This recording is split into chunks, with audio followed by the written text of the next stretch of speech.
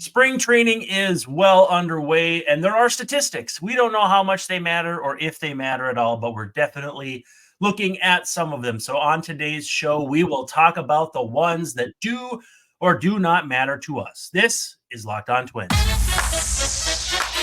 You are Locked On Twins, your daily Minnesota Twins podcast, part of the Locked On Podcast Network, your team every day.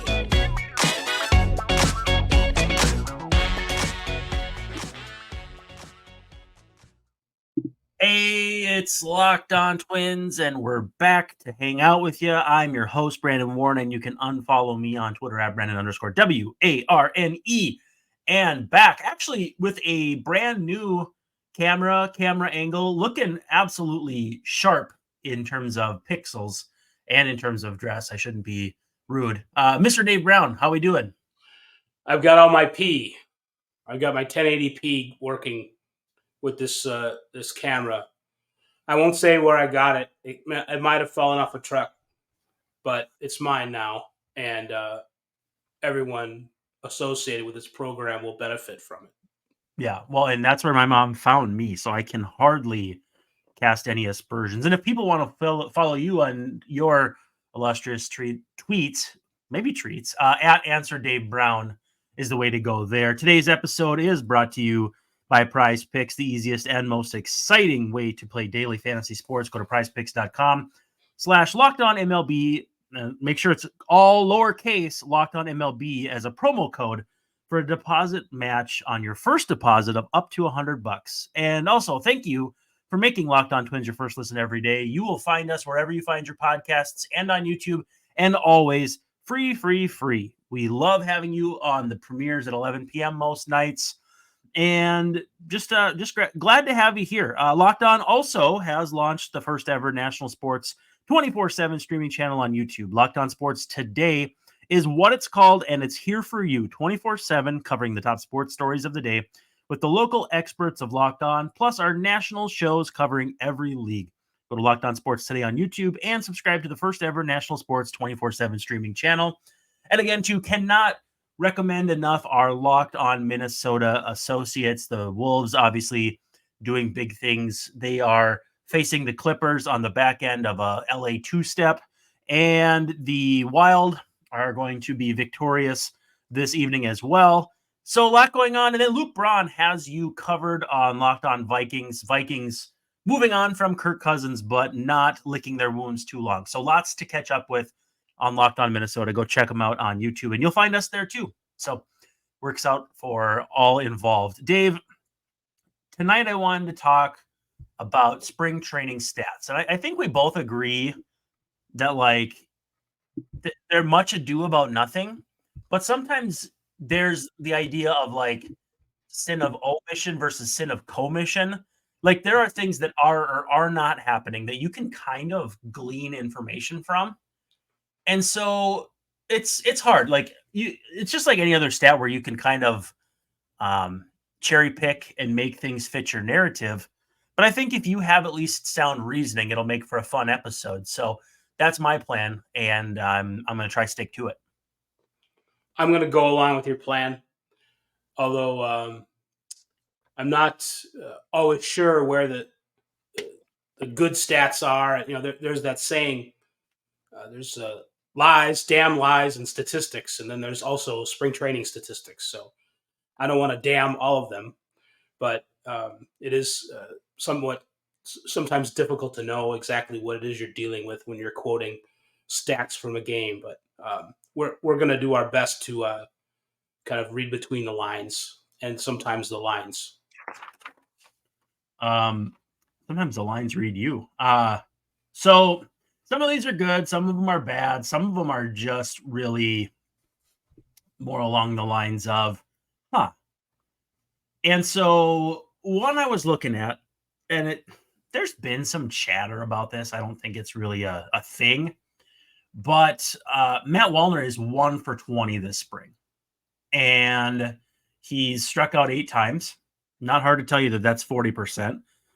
He I'm glad you told me, though, so I didn't have to do the math myself. Thank you. Perfect. One extra base hit. His only hit is a double, so 300 OPS. I mean, again, 20 at bats. How much does it tell you? But the counterpoint here is that Trevor Larnach is hitting 333, 6 for 18, 1,000 OPS, got a homer, a couple doubles. They're not going to make a decision based on on-field stats specifically. And Larnach obviously has had a tougher run in the big leagues than Wallner. But I don't know. I leave the door slightly open just because neither of the players to me are that much more inherently valuable in the organization where you couldn't say, oh yeah, one of these guys or the other is an egregious choice or something that's going to be like, oh, they're screwing with this guy or screwing with that guy.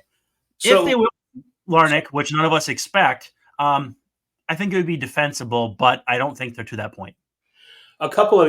This was before I was really paying attention to these kind of details. But a couple years ago, could some people say that, oh, I think maybe Larnach's going to be a better major leaguer than Wallner? Or is that a reasonable statement? It was basically their pillars or twin towers, if you want to call it, because they're the twins. Okay. Alex, yeah, and I'm not. That didn't end up so good. It was better because it's the Minnesota Twins, but Right. It was Larnach and Kirilloff and Larnach, and Wallner was kind of see what happens. He hit the crap out of the ball, got himself on the radar. 1, good for him. 2, good for player development. And then 3, good for everyone involved because that's just more good players.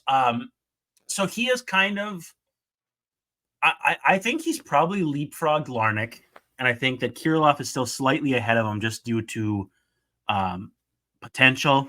He's less likely to flame out due to strikeouts and that sort of thing. But Wallner has firmly leapfrogged Larnach in that pecking order to the point where it would be a little surprising. It'd be more than a little surprising. But, Larnach was a first-round pick. He's highly regarded. When he's healthy, hits the crap out of the ball. I don't know. I mean, but right now, that kind of thing happens. You said part of one of the phrases that you used, I don't think they're going to make a decision because of the on-field results. I'm paraphrasing what you said, but in spring training, but that does happen. Teams get it basically, it's maybe a little bit of a gut feeling or a recency effect or some kind of combination therein. And coming into spring training, I don't think a lot of people would have expected Larnach to be in a position to outplay Wallner for a starting job. But it wasn't something that, based on what you're telling me about the history of how the organization views them, each player, it's not something that was totally out of the realm of possibility. I will say that I don't know that Larnach is doing so well that they've got to force the decision even before the season starts. But I definitely think it's something that if it continues, if Larnach, I'm not sure if Larnach is ticketed for St. Paul, or what's his option situation? I should have looked this up before. He would be so St. Paul is going to be absolutely loaded. If I'm not mistaken, he has 1 left, which certainly is not where you want to be at this point in your career where you have not accomplished that much. Right. Willie Castro has 1. Wallner has 2. Let's find Larnach. Larnach has 1. Yeah. So, but Larnach is also 27. Wallner is 26. Exactly right. 26. So Wallner they have as 27.0 in terms of rounded age. 26.2 for Wallner. Sorry if I said Wallner 27. I meant Larnach, and then Wallner is just a little less than a year younger. Maybe you decide to go with the older guy first. I don't know, but I kind of doubt it. But I think it would have to. I mean, it's still only March 12th.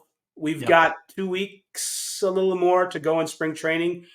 We'll see. You look at, and there was a story. Phil Miller actually did a really neat little. It was very short, I think, story. It was almost like you could tell he wanted to write more, but he didn't have a lot of space.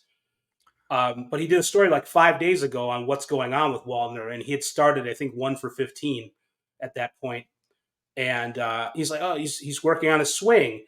And well, it isn't one of those, well, he's working on his swing and that's why he's 1 for 15. It was, he's doing something wrong and they're trying to fix it. And, it's still, I don't know if he's like, if he has fixed the problem in terms of the process and actually, putting wood on the ball. But, if he's 1 for 30 by the end of spring training and Larnach is still going well, I would say it would be a surprise, but it's a non-zero chance that the roles could be reversed. Definitely, Wallner has a history of not hitting. Well, I shouldn't say a history. He didn't hit in spring training last year either. Yeah, and he has a history periodically of getting off to slow starts. That was in the Phil Miller story in the Star Tribune. If this continues into the season, I could definitely see a switch at some point relatively soon into April. But I don't think it's one of those things that's going to happen. It's probably not going to happen before opening day. But it could, what statistics are real? Yeah. Wallner being 1 for 20. That's real. I mean, I think that's not just noise or small sample size. I think he's struggling. And it's evident in lots of things other than the results. And so, that's one to keep an eye on. I don't, you don't put it in stone, but you maybe put it in pencil. Yeah, and you don't want to use things to confirm your priors and let that cloud your judgment. And at the same time, too, we're not making those decisions, so we don't know that those logical fallacies will apply. We're just talking here. We're just talking. Yeah, we're just gonna do a quick word from PrizePicks. When we come back, I got another offensive one, a couple pitching ones, and then we can see if anything has stood out to you. We got some notes from today's game. Few roster moves, and then who knows? Maybe we'll get to a couple other things. But first, a word from PrizePicks. PrizePicks is North America's largest daily fantasy sports platform, and it's the easiest and most exciting way to play daily fantasy sports because it's just you against the numbers. You're not competing against experts. You're not competing against people with a million entries. Just you, just the numbers. Do you see the numbers in the room with us right now, Dave Brown? I don't know. But instead of battling thousands of other players, you pick more or less than on 2 to 6 player stat projections and watch the winnings roll in. And the app has a fun new feature called Demons and Goblins. And basically it comes down to this. Demon picks are marked in red, and they're scarier because they are a lot riskier, but you can win big money, like 100 times your money. So $10 in, $1,000 out if you hit on those. So definitely fun, but certainly people are going to be a little more cautious there. And if you are more cautious altogether, you can always choose a goblin pick. Those are marked green because they're designed to keep you in the green and keep you getting that green and allow you to land consistent victories. The payout's less than a demon pick, but your chances of keeping your winning streak going are much higher. So if you're into the NBA, like I am, watching the Wolves here this evening, you can pick more than or less than on everything from three-pointers made to turnovers committed. And for spring training baseball games, you can pick more than or less than on pitcher strikeouts or first inning runs, or for the Twins, the last 2 games, 0 runs overall. We'll talk about that too. But download the app today. Enter the code LOCKEDONMLB for a first deposit match up to $100. Again, that's code LOCKEDONMLB. That's all one word, all lowercase, and get that first deposit match up to $100. Join PrizePicks today. Pick more, pick less. It's that easy. Dave, I just realized that I'm on the screen here trying to say more or less, and I'm showing like more or less in like finger movements, and they're not on the camera. So it's a very amateur production on this. Get yourself in frame now. That's Yeah, all right. We mentioned that I have a new camera, or it's not very used camera. And I'm struggling with like my eye line. I don't know if that's the phrase, but I'm looking down, and right now I look like I'm 65 years old, like an old man. But the camera's up here now. Usually it was like monitor level. So we are both struggling in this audio visual universe to get it right. You've got to get your hands in the shot. I've got to look like I'm not hunched over and about to die. My eyes are up here, Dave. My eyes are up here. Another statistical thing. There we go. Another statistical thing I've been watching. Plate appearances. Brooks Lee is second in plate appearances with 26. I like that. Austin Martin is tied for fourth with 24. Neither of those guys are going to make the team. In fact, Austin Martin was sent out today. But how much should we take from the idea that they're really, really force-feeding these guys playing time?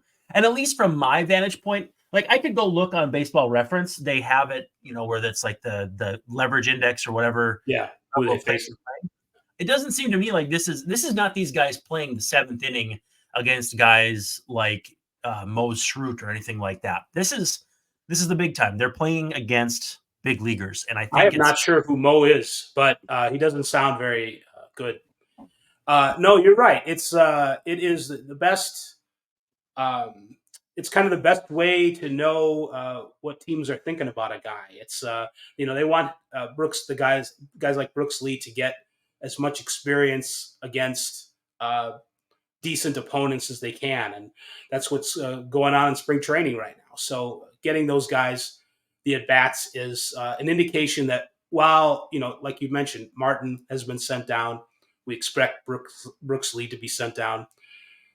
We talked about Wallner's fate before, maybe not something that will be decided by opening day, talking about Lee and Martin, but keeping it open for what happens into April and just kind of trying to keep continuity there. So it's what you're seeing is if these guys hit well when they go down to the minors for St. Paul and the Twins have a need, they'll reach down or across and bring them in. It's a good indication that they're high up on the wait list, if you will. Okay. Well, because so you're seeing it the same way I am, where it is significant, not significant. It's notable. Yeah, doing this. Significantly notable.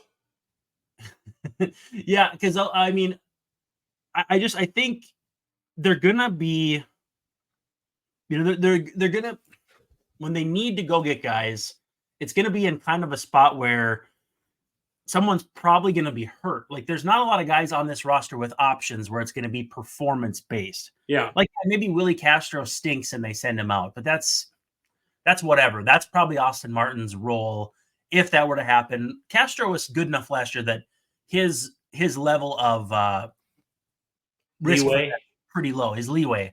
I hate when people say leash, by the way, and I know players hate that, and I know managers hate that. So every time I see someone say, "How much leash does this player have?" It like just ugh. Do people say that? I mean, I'm sure they use other dehumanizing terms to refer to. Yeah, well, it's big in Minnesota, or at least in the Twins circles. Yeah, how much leash does this guy have? And I think it was Ron Gardner said, "We don't do leashes around here," and like nobody brought it up again after that. He hated it, and so that was kind of the end of that here in Minnesota. We let our dogs run free in Minnesota. We have an invisible fence. That's what I'm saying. Oh, okay.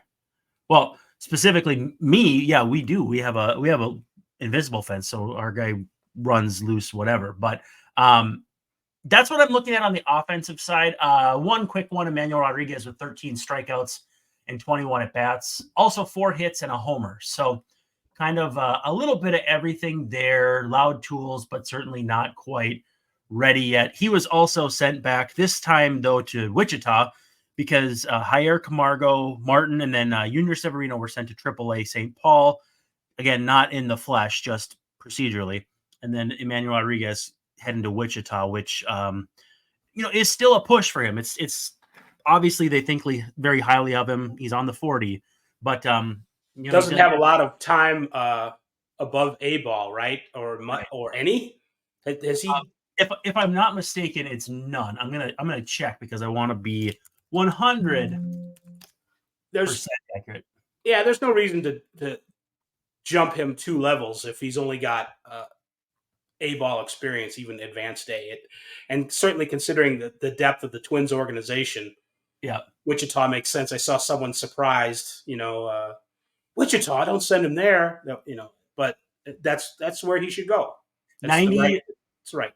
99 games at high A Cedar Rapids last year. I get it confused because Fort Myers used to be high A, and then they did a flippity flop.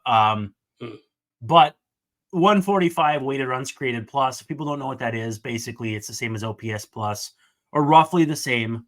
He was 45% better than the league average. The year before that, 196.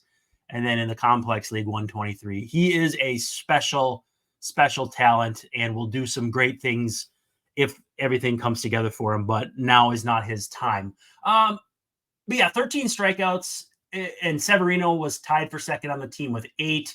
Wallner, though, has 8 also. Those things, I mean, I'll look at strikeouts because you can't really say, oh, I was working on something. You know, you don't necessarily need to work on 0-2, you know, the AJ Pierzynski where you're up there with an automatic 0-2 count. That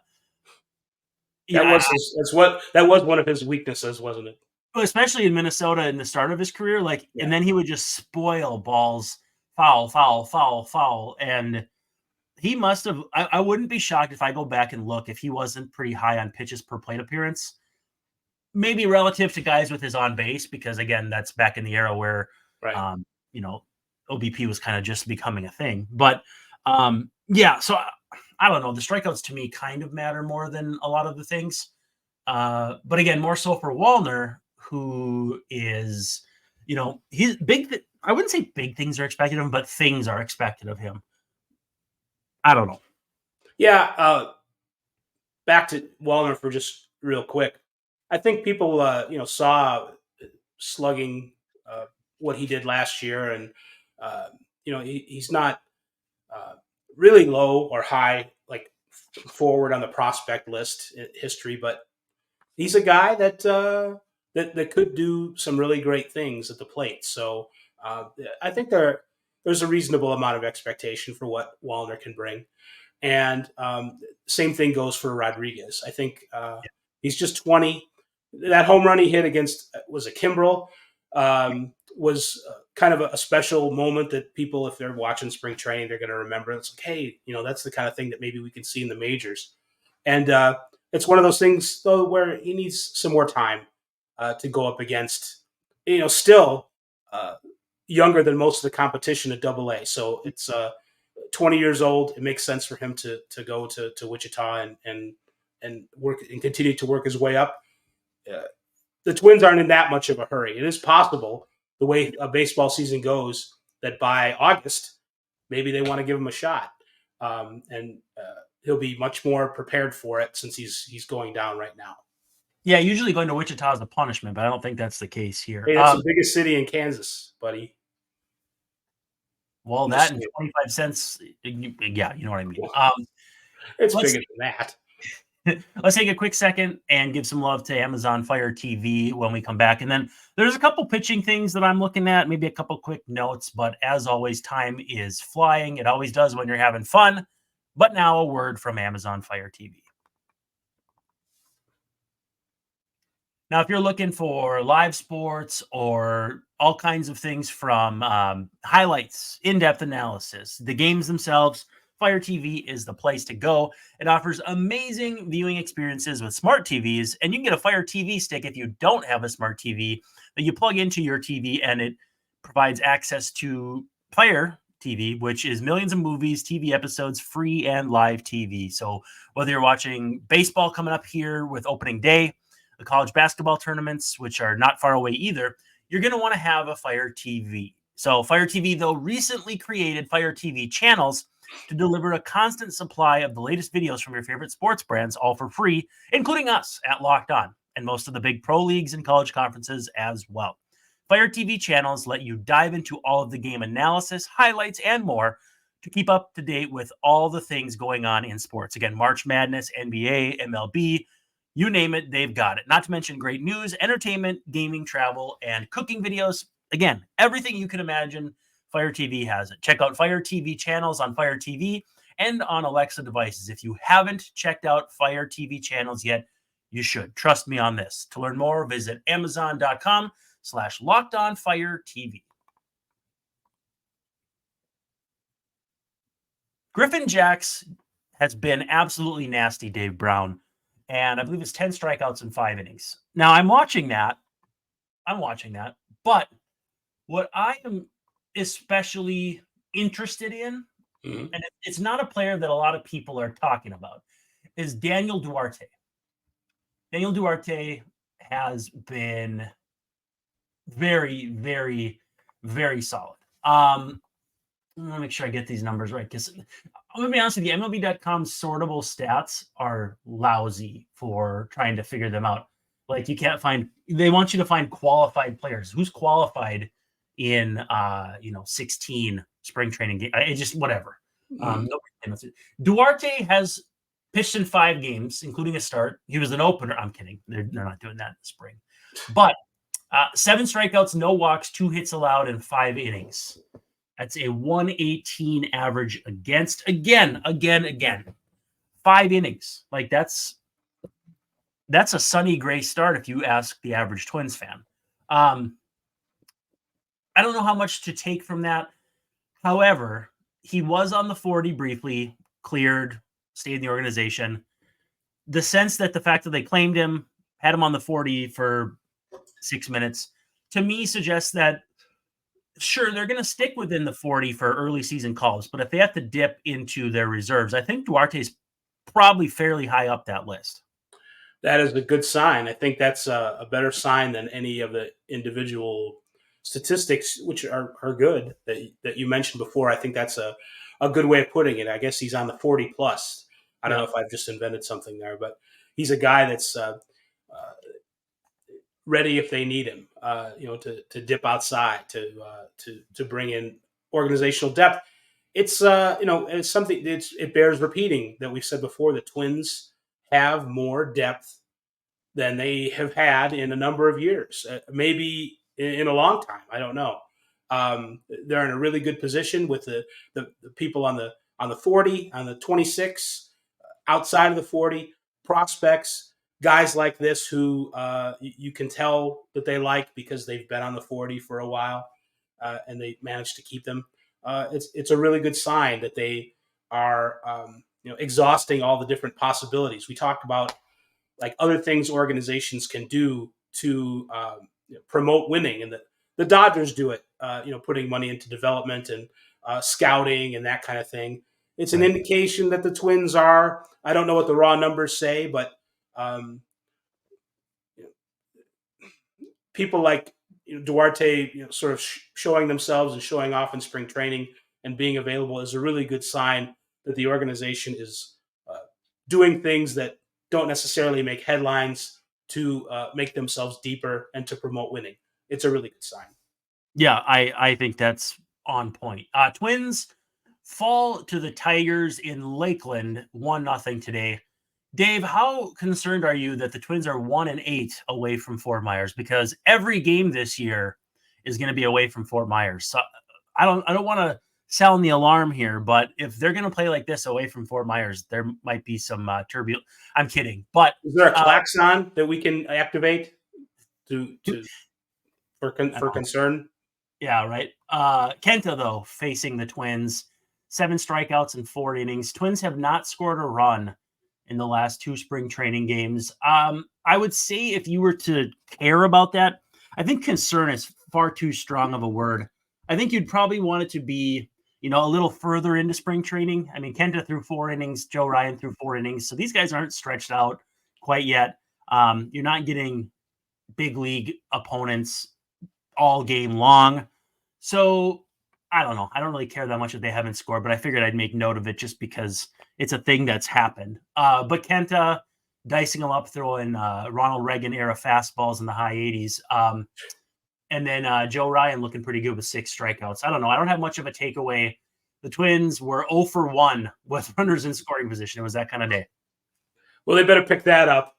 I'm not, I'm not sure what the conditions were at this game, but if you look at some StatCast numbers about like top distances, there were 3 guys that hit the ball more than 300 feet in this game on both teams. Jose Miranda went 383, Chris Williams 328, and Mark Canha 324. Everybody else was couldn't reach 300 feet. So we're not talking about a big hitting day. Lots of swings and misses. Joe had 13, which is a great sign.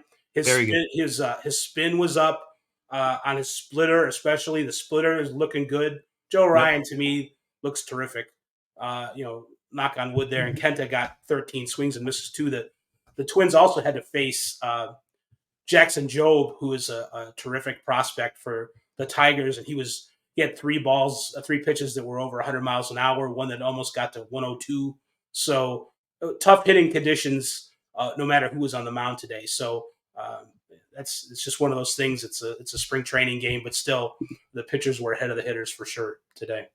Yeah, he throws the piss out of the ball, and I don't feel bad saying it. What do you think of this Tigers team, like how they're put together? We only got about a minute left, but that's all I need. No, I think people are maybe a little. It's kind of like the Royals. It's like people think the Royals are going to be competing when they were coming from 60 wins. I don't know if the Tigers are. I still say that the Twins are the class of the division. I'm kind of waiting for the Tigers to make that move. I think AJ Hinch is a good manager. I think they have some young talent. I'm not worried or expecting the Tigers to win any more than 84 games. I think that's their top. And I think that the Twins are at least 10 games ahead of them in the standings. Yeah, I like the pieces they put together. Like Matt Vierling could be good. Mark Canha is a really good player. Gio Urshela, good player. They've got some interesting good players in spots. If Carson Kelly turns it back on, they could be decent, and that might be all it takes in the AL Central. So I have an eye on them. I think their pitching is interesting. But all it takes to finish second. Yep. Well, hey, this is Locked On Twins, not Locked On Tigers. We appreciate you hanging out with us, and we'll see you tomorrow night.